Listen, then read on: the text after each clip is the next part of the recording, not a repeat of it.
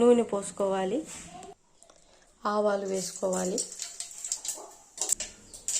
మిరపకాయలు వేసుకోవాలి, ఎర్రగడ్డ వేసుకోవాలి.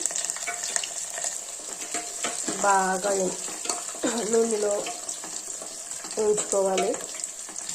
టమాటాలు వేసుకోవాలి, కలుపుకోవాలి.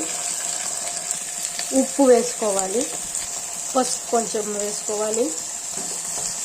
ఇప్పుడు మూత పెట్టి కొంచెంసేపు టమాటాలు ఎర్రగడ్డలు కొంచెంసేపు మాగనివ్వాలి, అంటే ఉడకనివ్వాలి. ఇప్పుడు మూత తీసుకోవాలి మనం.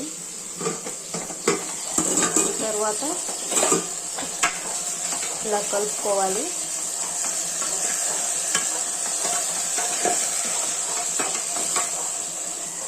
నీళ్లు పోసుకోవాలి.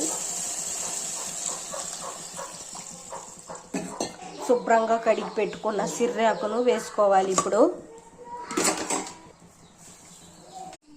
చింతపండు వేసుకోవాలి.